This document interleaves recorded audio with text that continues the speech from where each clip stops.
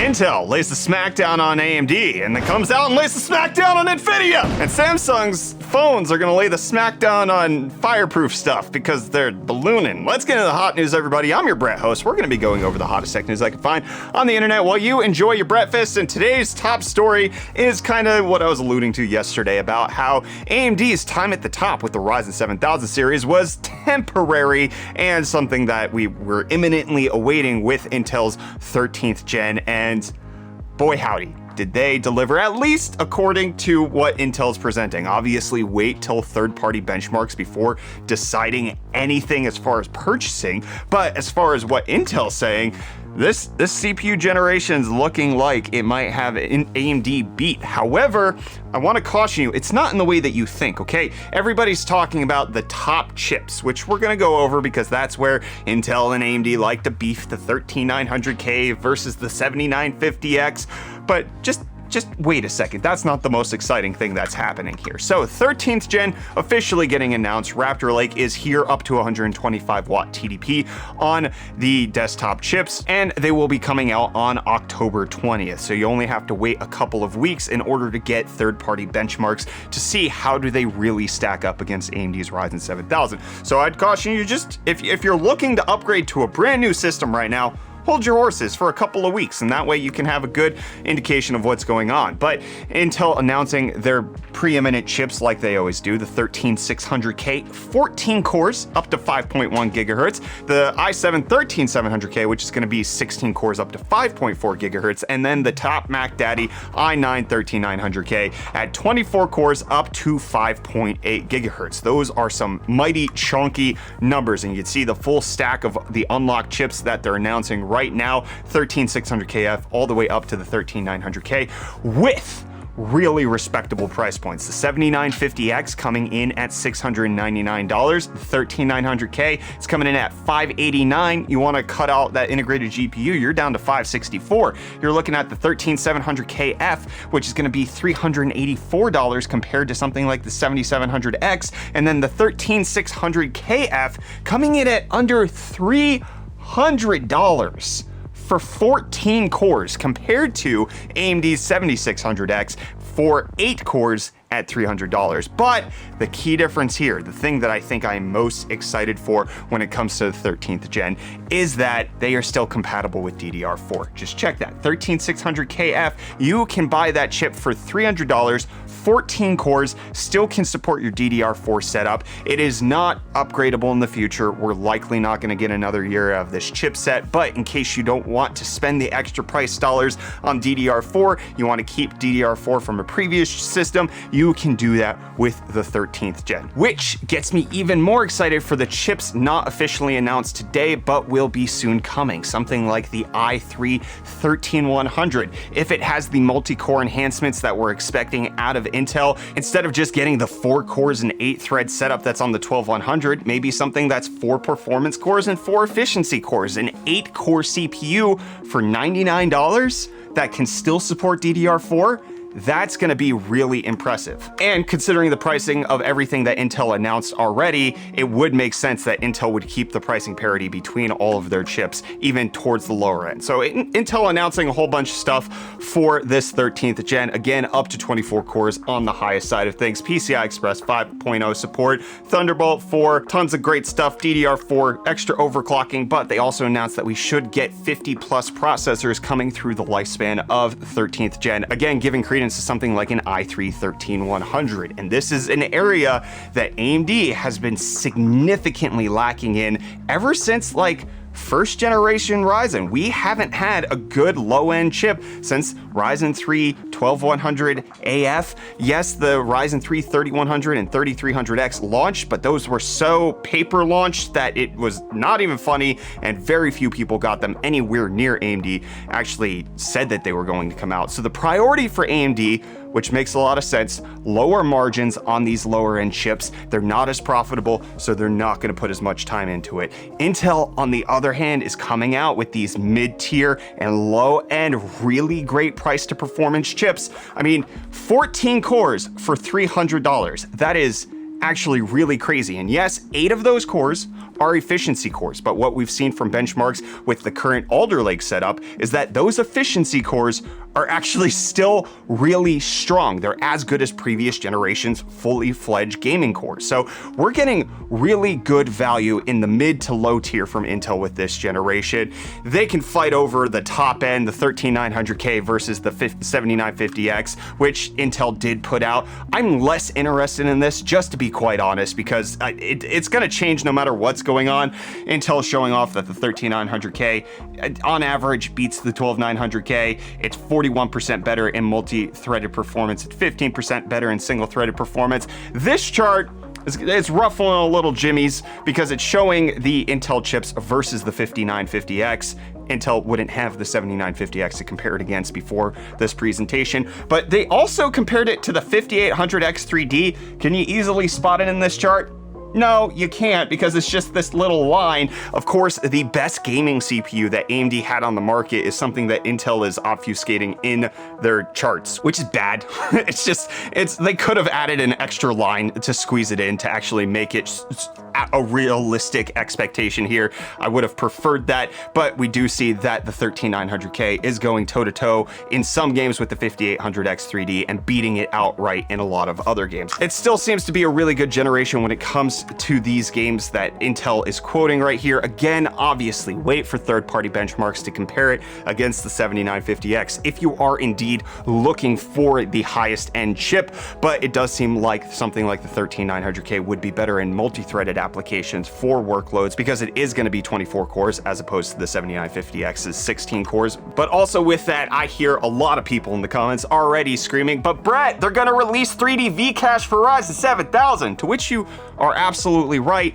That's probably going to be a mid-series refresh from AMD, showing just how strong they are with the 5800X 3D. The 7000 series not really being able to outstrip that chip. It makes sense that they're going to refresh that, but Intel also saying that yes, 5.8 gigahertz on the 13900K is happening, but there should also be 6 gigahertz coming out of the box next year, so Intel's not also going to be caught without a refresh next year as well. Whether that's a 13900KS, it remains to be seen. More than likely, I would love to see them do something like 3D V-Cache in their chips in order to get that boost, but they haven't really communicated that that's going to be something that they're doing. But Intel wants to make sure that you're paying attention to their communications. Just for funsies, the CEO decided he needs a little bit of personality. He doesn't have Dr. Lisa Su's gigantic wedding ring or Jensen Huang's magnificent leather jacket and stupendous kitchen, so he has exercise. He did 10 push-ups right before the event, and then he also proceeded to go and do burpees, which, like, yep, go CEO, go. I'm enthralled. What do you think? No, you're Brett.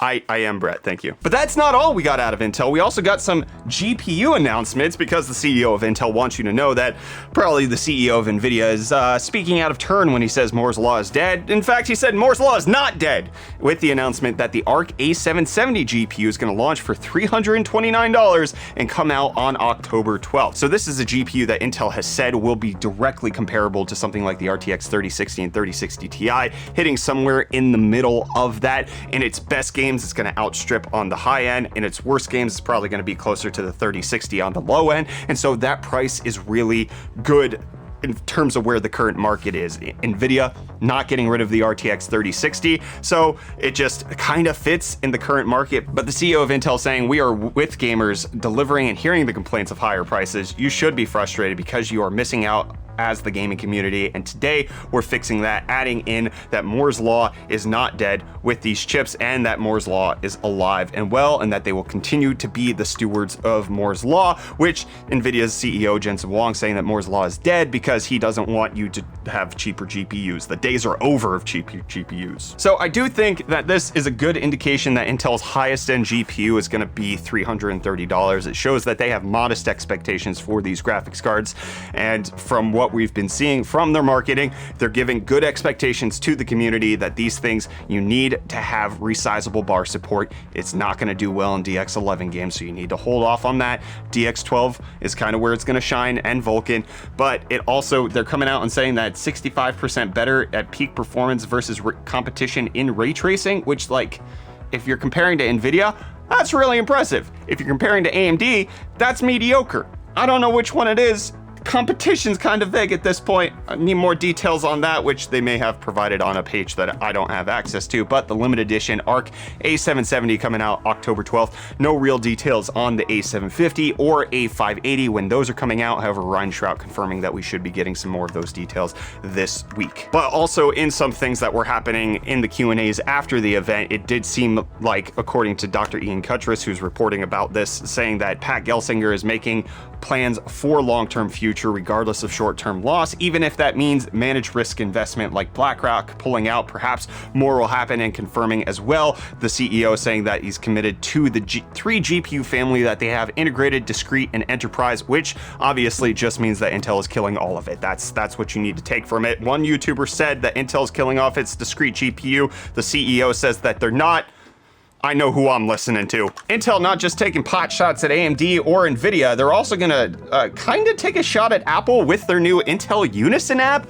Intel getting into software on Windows, kind of strange, but it will allow you to make phone calls and texts from your iPhone or Android device on Windows. I want this. Like, I've wanted this app for a while. Windows 11 kind of rolled this out with Android support, but you couldn't do it with iPhone. That's what makes it different with the Intel Unison, is that it'll actually work with iOS as well. It'll also allow you to do file transfers, which, because Apple's not going to upgrade from USB 2.0 on their iPhones, this could make it so that you could have faster file transfer from iPhones to Windows PCs, and you don't have to get a Mac in order to do it, which just like helps to open up that walled garden that Apple's been creating over their products. And this could be in direct retaliation to the fact that Apple pulled out of Intel silicon in their laptops and other products. So I just like Intel's announcements today. They seem to be firing on all cylinders. The CEO, Pat Gelsinger, obviously fitness buff, absolutely ripped, jacked AF. Gorgeous hunk of man meat that he is. That might have been a little too far.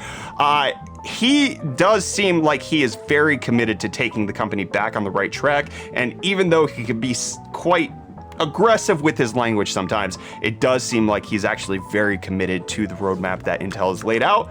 And I'm excited to see the benchmarks. That's where I'll leave it. I want to see third-party benchmarks, because what Intel's quoting, some decent stuff. And what is some also decent stuff is Cryptostonks. Let's get into it. Bitcoin, it's down just a little bit.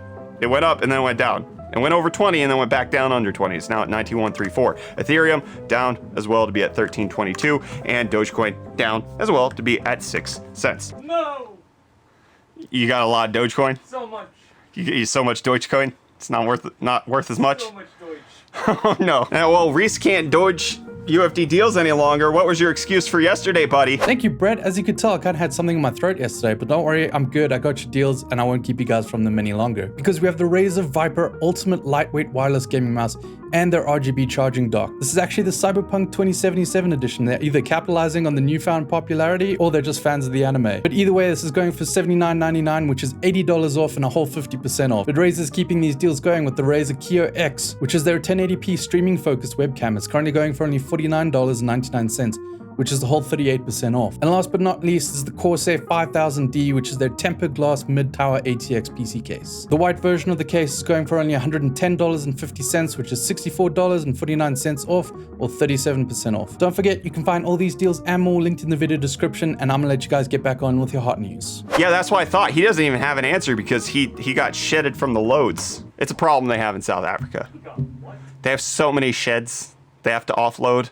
It's irresponsible that they would have so many. What also is irresponsible is Meta deciding that, hey, we want to remind Instagram users that they're part of Facebook, because that's just the right thing to do. They're going to make it easier, they're testing at least, making it easier for you to switch between your Facebook and your Instagram account, because that's exactly what Instagram needs. Not to have an identity, to be lost, to not be a photo app anymore, have tons of ads, and then also for you to easily mess up where you're posting things, and then for people to be like, oh yes, this is owned by Facebook. My goodness, I should get off of this website. It'd be perfect for everybody. And what's perfect for me, boy howdy, this is a hot news. We did a sponsored video on this yesterday, so I will disclose that up front. We have been paid for, but this segment on hot news is not sponsored by Nreal. The Nreal Air augmented reality glasses launched in the United States yesterday for $379. You can pick them up over on Amazon, and I have to say, I just, outside of the sponsorship, absolutely love these. It is a pricey setup, but for a 1080p 200-inch projector on the go. That it's hard to beat that price, to be quite honest. And just for the discrete setup, the fact that it plugs into so many of the different devices that I use on a regular basis, specifically the Steam Deck, and I can just use it. For me, I would consider it potentially worth the price. But if you want to check out our video on this yesterday, which again is sponsored, you can check it out right up there, or check out the link to buy it at the link in the video description. But they didn't even know I was going to talk about it in today's segment of Hot News, and it's cool. If you were looking for augmented reality glasses, I don't know you should swing for that, but if you're looking for a projector where you can still see the world around you, these definitely hit the mark on that. And CD Projekt Red wants to hit the mark of your computer with a 4090. They're giving one away with NVIDIA that has a special Cyberpunk backplate. In case you want it, you can win one. It's official, like an official giveaway with them. I do think it's kind of lame compared to the previous Cyberpunk GPU that they gave away, the 2080 Ti Cyberpunk 2077 edition. That's really cool. The fact that like they couldn't even be half-arsed to not just make it a backplate, it's kind of messed up, but it's there. Who's gonna complain about a free 4090? Kyler will. And you know who's complaining about Samsung phones? A lot of people at this point. Are you complaining about Samsung phones? Oh, he's angry, and so is Mr. Who's the Boss, who came out with a video talking about Samsung phones blowing up, which essentially covers his journey on finding out that many of his Samsung Galaxy devices from the S4 on up have been dealing with spicy pillows, which is a battery that is expanding due to a lack of electrolyte and making it so that things are converting into gas when they absolutely should not be, and finding out after discussing with a bunch of other tech YouTubers, has this been a problem with your Samsung devices, and finding out that it's happening very regularly, nearly exclusively with Samsung devices, and is quite a problem. No comment on Samsung just yet as to whether or not this is something that they're going to address, but Samsung has been known to have battery problems in the past, especially with something like the Galaxy Note 7, which was at risk of actually exploding. It doesn't seem like these phones are actually exploding, besides just having expanded batteries, which is a risk, but they're not actually going kaboom like the title Samsung phones are blowing up. Here's why. They are expanding, just like the Hot News laptop got a spicy pillow. I should probably dispose of this properly at some point. I still have it. What was I supposed to do with it? It's not plugged in. It's not charging. I do need to dispose of it. The Hot News laptop was plugged in for too long, and now it has a spicy pillow. And this episode has gone on for too long. It's over. Hot News is done. I'll see you back here for more of whatever I do tomorrow.